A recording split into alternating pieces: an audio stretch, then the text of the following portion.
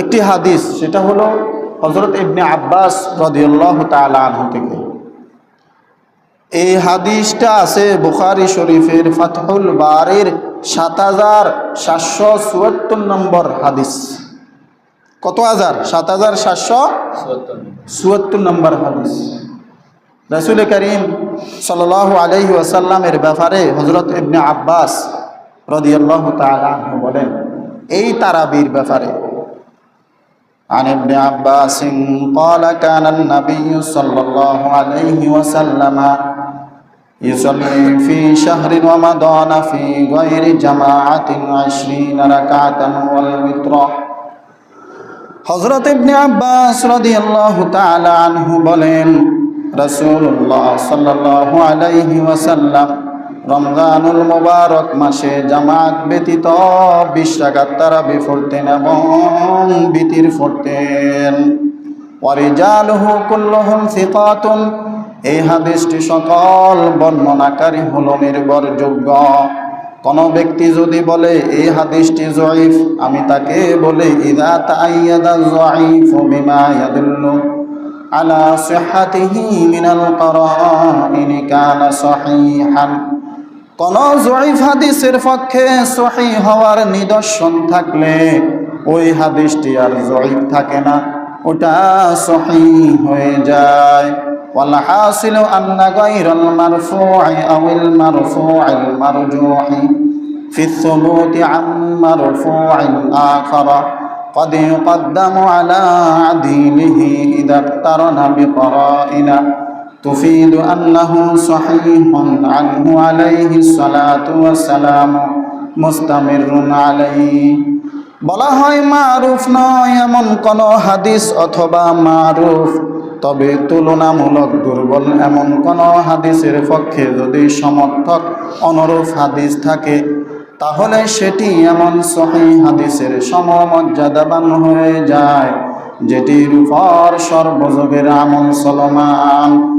وهذا الأكثر قد تأيد بمواظبة الخلفاء والصحابة في ليالي رمضان على القدر الذي ذكر فيه। এই হাদিসটি খোলাফায়ে রাশিদিন এবং সাহাবায়ে আজমাইনের রমজানুল মুবারক মাসে আমলের দ্বারা শক্তিশালী হিসাবে স্বীকৃতি অর্জন করেছে। ومؤيد بمواظبة الخلفاء والصحابة وإجماعهم على 20 ركعة سوى الوتر في ليالي رمضان وأي قرينة أقوى من ذلك للصحة। এই হাদিসটি খোলাফায়ে রাশিদিন এবং সাহাবায়ে আজমাইন তাবেঈনদের রমজানুল মুবারক মাসে বিতির ব্যতীত 20 রাকাত তারাবির উপর আমল করার কারণে সহিহ একটি হাদিস। আর কোন হাদিস আছে সহিহ হওয়ার জন্য? এর চেয়ে বড় দলিল আর কি হতে পারে? وإن سلمنا ضعفه فقد انجبر بعمل أهل العلم من الصحابة والخلفاء به। আমরা যদি হাদিসটিকে দুর্বল বলেও মেনে নিই তবুও খোলাফায়ে রাশিদিন এবং সাহাবায়ে আজমাইনের আমলের দ্বারা এটি তার দুর্বলতা কাটিয়ে সফলতা অর্জন করেছে।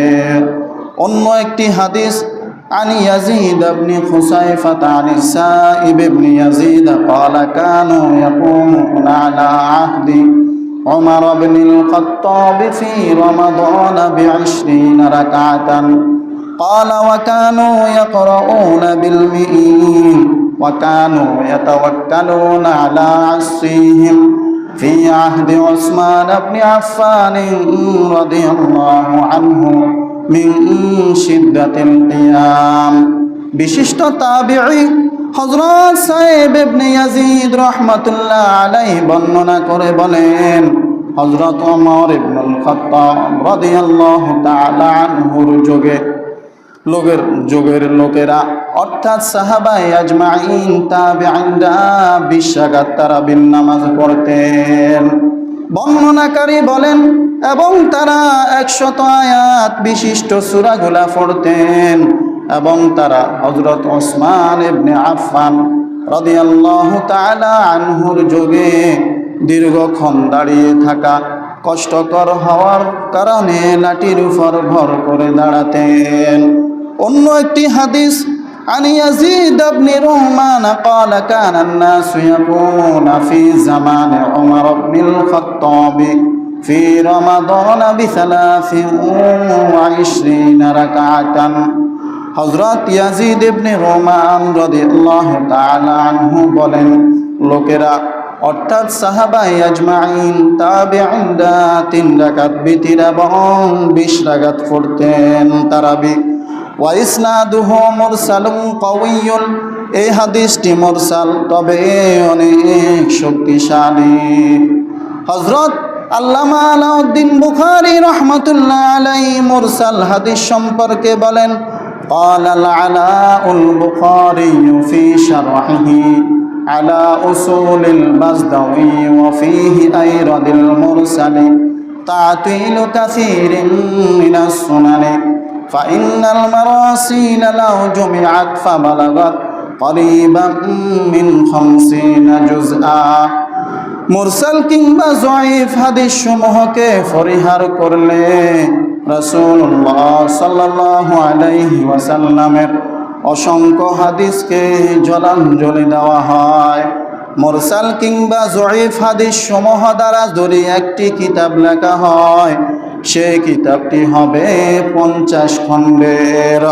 মিশরের বিশ্ববিখ্যাত শায়েখ আউয়ামা রাহমাতুল্লাহ আলাইহি মুরসাল হাদিস সম্পর্কে বলেন, وذهب جمهور الفقهاء منهم الأئمة أبو حنيفة ومالك وأحمد في إحدى روايتين عنه إلى أن الإرسال لا يضر فالمرسل عندهم حجة يعمل به।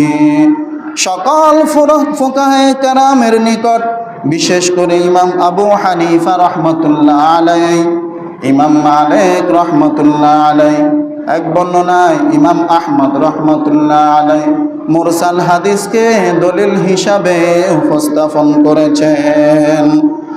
বালিল বুখারী নাফসুহু তারাহু ইস্তাদিল্লু ফি কুতুবিহি বিল মারাসিল ওয়া কাযা মুসলিমুন ফিল মুকদ্দামাতি। ঠিক তেমনি ভাবে ইমাম বুখারী রহমতুল্লাহ আলাইহি তিনি নিজেও তার কিতাব সমূহে মুরসাল হাদিসকে দলিল হিসাবে উপস্থাপন করেছেন। ওয়াকাযা মুসলিমুন ফিল মুকদ্দামাতি, ঠিক তেমনি ভাবে ইমাম মুসলিম রহমতুল্লাহ আলাইহি তার মুসলিম শরীফের ভূমিকার মধ্যে তিনি নিজেও মুরসাল হাদিসকে দলিল হিসাবে উপস্থাপন করেছেন।